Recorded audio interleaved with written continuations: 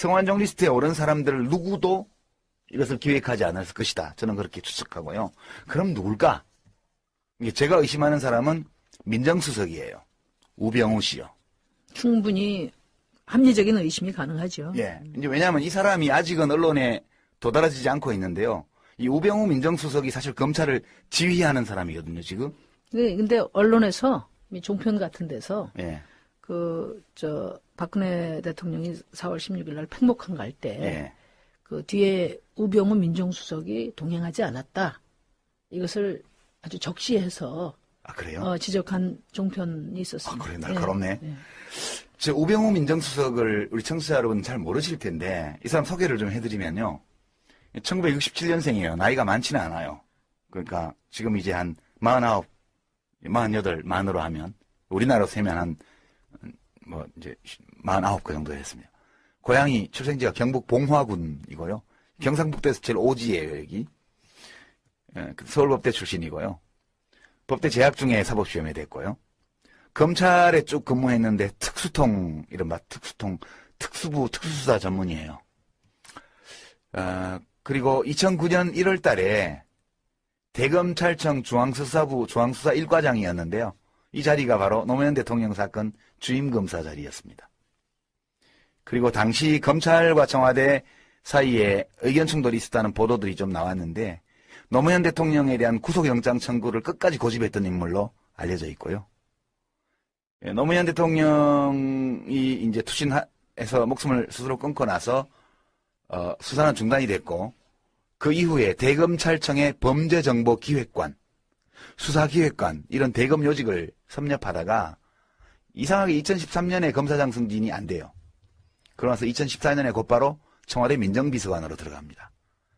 그리고 금년 1월 달에 민정수석이 됐거든요. 이분 되게 재밌는 분인데 그 민정비서관이 될 때 재산 공개를 했는데 얼마쯤 되는지 짐작하세요? 1호인가 그렇죠. 저 고위공직자 재산 신고에서 제일 1위 한 사람, 1등 한 사람 아니에요? 예, 420억 원이 넘어요. 저도 검찰이 이렇게 돈이 많나 이런 생각을 한 적이 있어요. 그러니까 검찰 봉급이라는 건 용돈이에요, 이 사람은. 근데 이 재산이 다 어디서 왔냐 하면 장인한테 상속받은 건데요. 장인이 누구냐 하면 기흥 컨트리 클럽이라고 있어요. 기흥에. 이상달이라는 분인데요. 여기 상속받은 재산인데 이 사람 원래 부자냐? 그건 아니고요. 이 기흥 컨트리 클럽이 또 재밌는데 이게 전두환 정권 때 50 때 경우회라고 전직 경찰관 친목 모임 거기서 사업권을 따가지고 이 골프장을 만들었어요. 근데 이때 골프장 건설 자금을 이상달 씨한테서 좀 가져왔다고 그래요. 근데 그 뒤에 의료적으로 어느 날 보니까 지분이 절반 넘게 이상달 씨한테로 넘어가 있는 거예요. 그래서 이제 이게 비리가 있다고 이제 투서가 들어가가지고 1993년도에요. 이 검찰이 수사를 해가지고 치안감을 지냈고 경우회 이사를 하고 있던 옥기진 씨가 배임 수재 혐의로 이상달 씨하고 같이 구속이 돼요. 경찰청장을 지냈던 이인섭 씨가 이상달 씨한테 1,000만 원 뇌물수수 혐의로 또 구속이 되고요.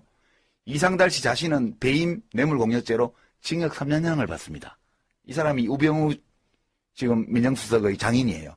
이 사람의 420억의 재산은 대부분 다 이 기흥 컨트리 클럽 오너인 이상달 씨한테 상속이 온 재산이에요. 재밌죠?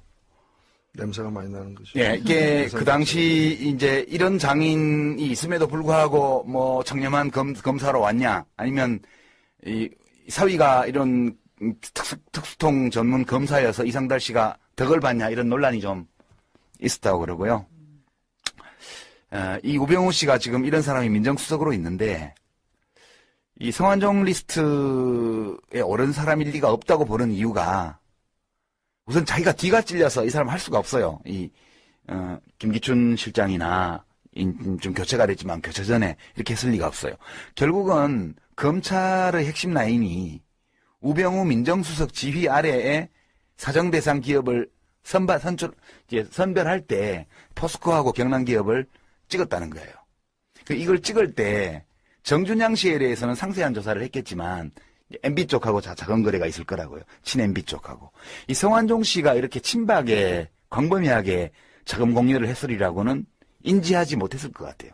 제가 볼 때는. 그래서 그 김기춘 실장이 있었다면은 이러지 않았을 것이다라는 그렇죠. 얘기가 나오는 거예요. 그쪽에서 자기들이 아는 얘기예요. 그래서 소문에 김기춘 씨 집 주변을 2시간 동안 배회했다는 거 아니에요? 네. 목숨 끊기 전날.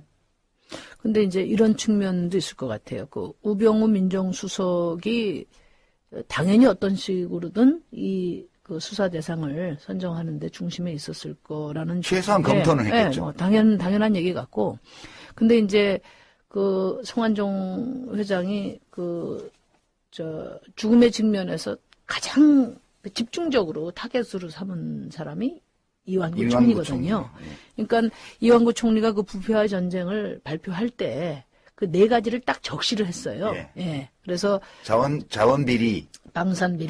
비리. 그다음에 이제 포스코는 아예 그건 비자금으로 예, 대기업 했고, 비자금. 그다음에 뭐 공직기강 예. 확립이라고 문서 돼 있는데, 문서 유출. 예. 네 가지. 거기서 이제 MB 자원외교는 이미 경남 기업이 특정됐을 때 발표를 했다고 예. 저는 보거든요. 그래서 그래서 이완구를 원망하는 거죠. 그렇죠. 그러니까 말하자면 그 우병우 민정수석 지휘 아래에 검찰 핵심 라인이 선정을 했다 하더라도 이제 이완구 총리가 막았어야 되는데. 막지를 않고 그것을 자기 어떤 그 명예 회복이나 또 이 정치적인 그 저거를 위해서 방패막이로 딱 삼았다. 그게 사람을 이용해서 죽인다. 예. 그 얘기인데요. 최소한 뭐 그런 정도의 역할. 그러니까 이완구 총리가 어쨌든 경남 기업을 표적 수사하는데 암묵적인 동의를 했던지 그것을 또 적극적으로 활용하려고 했던지 뭐 그런 때문에 이제 그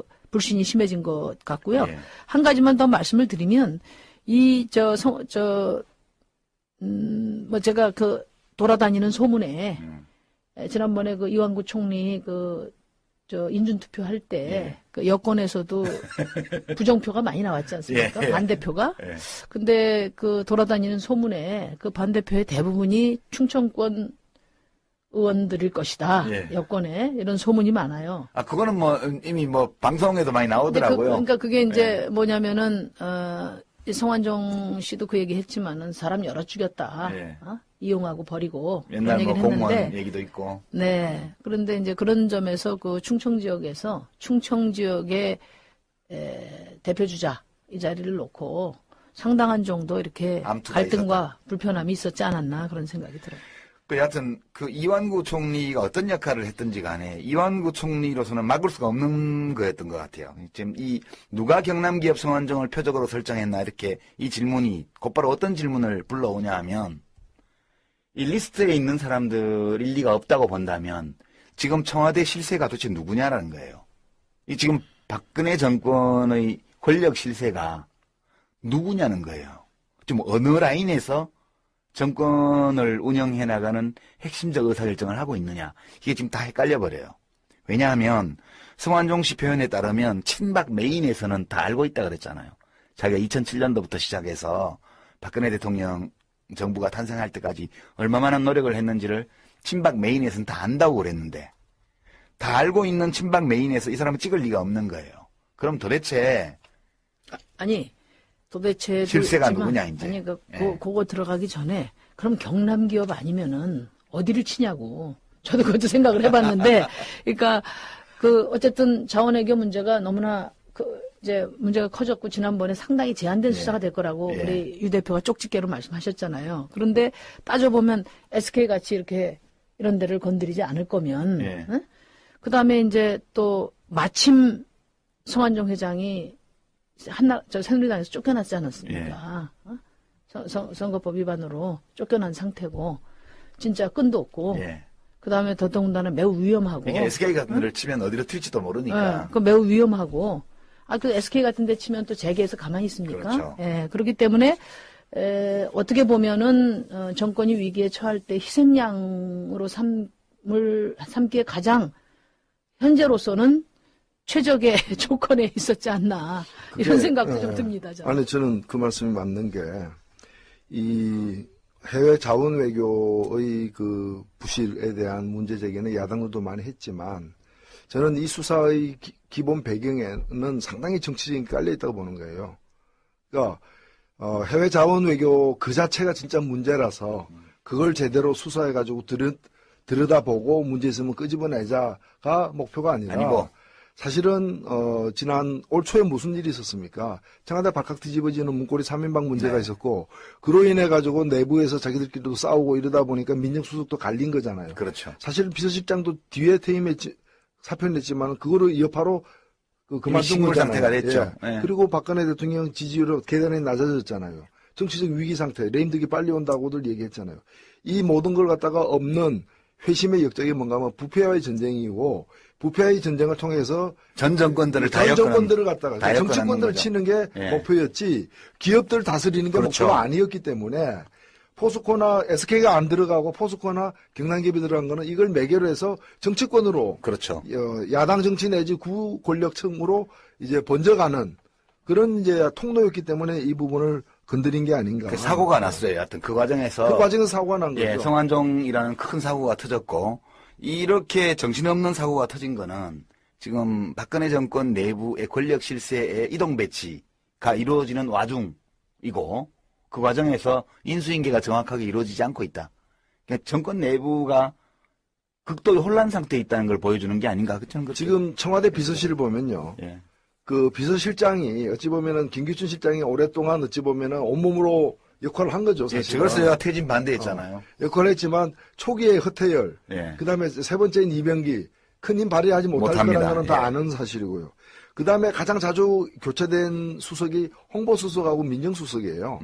홍보수석은 계속해서 사고 치거나 예. 아니면은 이제 감이 안 돼가지고 그러니까 기능을 발휘 못해서 대통령 마음에 안 들어서 계속 바꿨던 것이고 민정수석은 보면은 이게 찬밥자리예요. 원래 민정수석이 뭔가 하면 대통령 친인척 관리하고 그렇죠.